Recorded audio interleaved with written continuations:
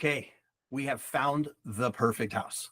You've worked with your realtor to determine your wants and your needs, and they have talked about the area, given you all the information on it. And you've already worked with the lender to become pre-approved. You've toured quite a few homes and found the one that you want to write an offer on. Congratulations. Now the work really begins. Now, at this point, your real estate agent has a lot of work ahead of them before they even start writing the offer.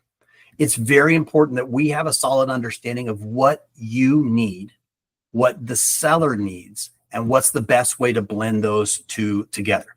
Now, when we find the perfect home, again, as I mentioned in the previous video, I step away from the home in case there are Ring cameras or doorbells that we don't see, so we can have the discussion. I like to actually stand in front of the home a little bit away because it continues to give us that opportunity to feel the neighborhood, to listen, and to see what our thoughts are. That also gives us the opportunity to go back into the house if you wanted to look at one more thing, because once you start considering writing an offer and spending your money, you start to think about things just a little bit less emotionally, a little bit more specifically, and kind of in a business mind. Now, again, my job is to make sure that I'm doing the unemotional business side of things. If it's a home that we have toured before or that you have a lot of interest in, I likely have already done a CMA, a comparative market analysis. What does this home seem like it should be? Just because asking price is a certain dollar amount doesn't mean that it's necessarily the right dollar amount. I have represented buyers on transactions where the home was listed way above where it should be and where I thought the market supported.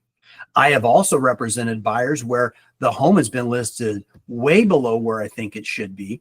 And we may want to come in over. And then you have, of course, the flow of the market. If it's a hyper competitive market, like back in 2021, 22, people were coming in on average 106% of asking price. And so it was very important to kind of navigate that and understand where the market's going.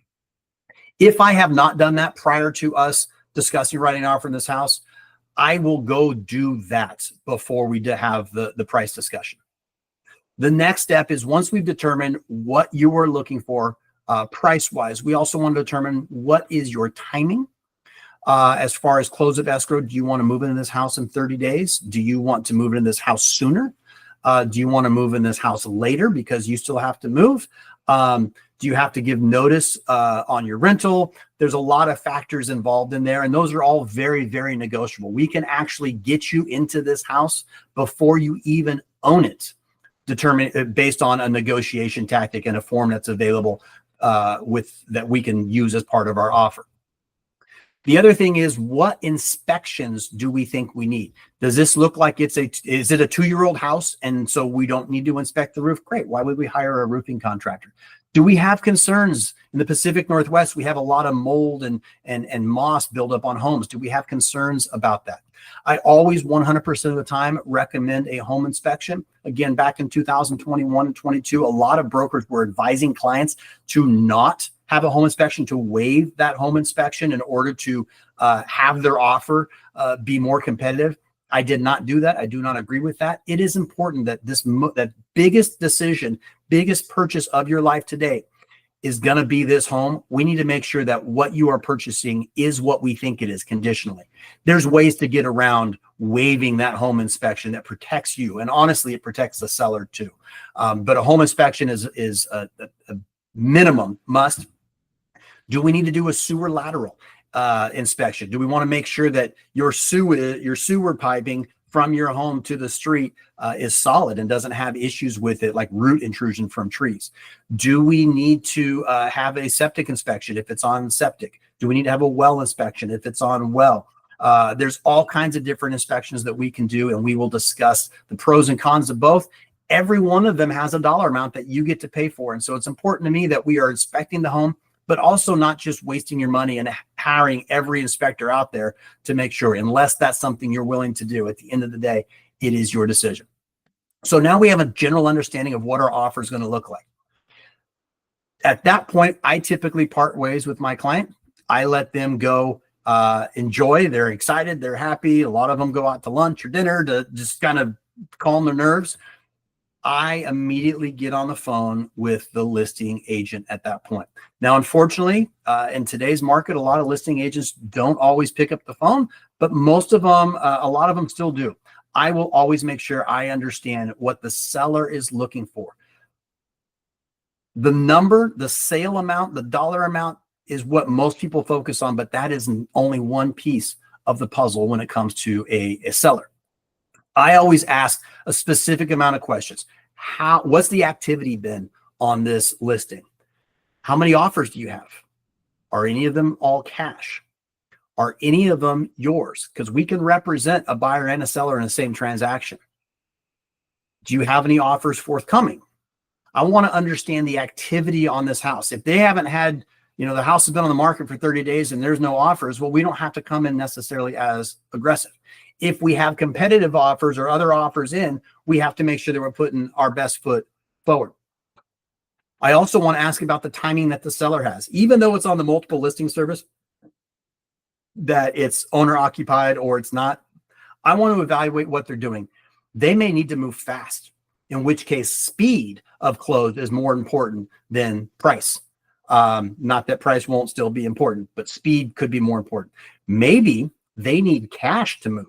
I have had sellers where they're selling their home, they need to move. The problem is they don't have reserves. And so we have in our offer released part of the earnest money deposit, which we will touch on in a second, to afford them the cash to start booking the moving. And that allowed our offer to come in lower and still win. I always end it with, what is the itch that the seller needs to have scratched? You see, everybody that's buying or selling a home is trying to solve a problem. The seller may need to sell their home because they're relocating. They may need to sell their home because they can't afford it anymore. They may be a downsizing because they're empty nesters, upsizing because they have a growing family. They may just want to be moving close to family.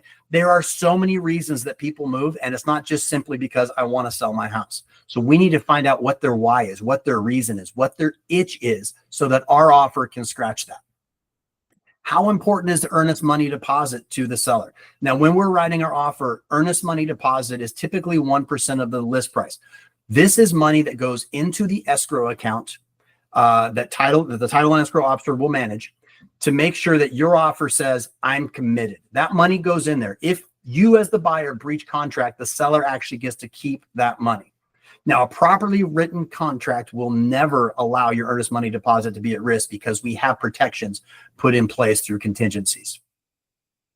Once we figured out what the itches the seller needs to scratch, how our offer needs to come in, and typically I am able to get them down to even a price and terms as kind of a floated idea as part of my negotiation to see where it would range. The next phone call I make is to your lender. I need to tell the lender what I need the pre-approval to be written for. If you're approved for $700,000 and we're writing an offer of $625,000, I do not need your pre-approval to say $700,000. I need it to say $625,000, as though that's the max you're approved for. Because if I show that there's $75,000 more to play with, it really makes my negotiation weak.